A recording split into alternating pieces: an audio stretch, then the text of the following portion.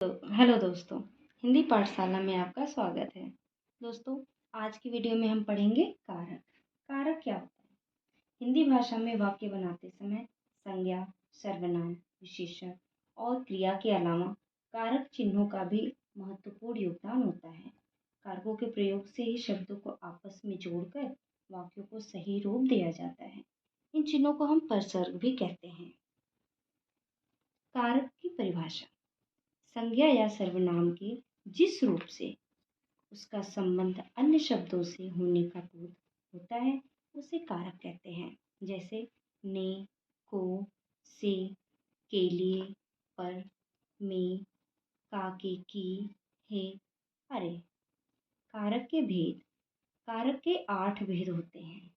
Number 1, कर्ता, विभक्ति चिन्ह ने, कर्म को, करण से, संप्रदान को के लिए, अपादान से, संबंध का के की, अधिकरण में, पर, संबोधन है, अरे। कर्ता कारक क्या होता है? कर्ता का अर्थ है करने वाला, जो करता है।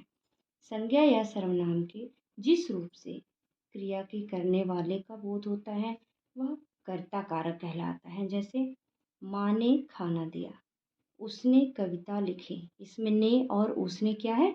कर्ता कारक है। कर्म कारक: जिस वस्तु या व्यक्ति पर क्रिया के कार्य का प्रभाव पड़े वह कर्म कारक कहलाता है। जैसे कृष्ण ने कंस को मारा, पिता ने पुत्र को चॉकलेट दी। इसमें को क्या है? कर्म कारक है। करण कारक: संज्ञा या सर्वनाम के जिस रूप से क्रिया के साधन का बोध हो अर्थात जिसकी सहायता से कार्य किया जाए वह करण कारक कहलाता है। जैसे रानी चाकू से सेब काटती है, वह कार से गांव गया। इसमें से क्या है? करण कारक है। संप्रदान कारक: जिस संज्ञा या सर्वनाम के लिए कुछ किया जाए या कुछ दिया जाए वह संप्रदान कारक कहलाता है। जैसे रोहित को पुस्तक दो, ये खिलौने तुम्हारे लिए हैं।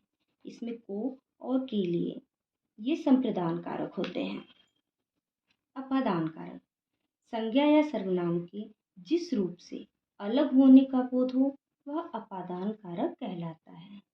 जैसे पेड़ से आम गिरते हैं, गंगा हिमालय से निकलती है। इसमें से क्या है? अपादान कारक है।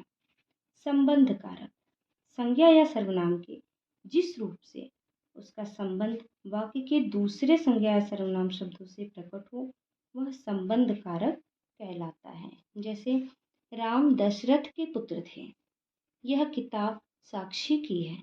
इसमें के, की, ये संबंध कारक में आते हैं। अधिकरण कारक: संज्ञा या सर्वनाम के जिस रूप से क्रिया के आधार का बोध हो वह अधिकरण कारक कहलाता है।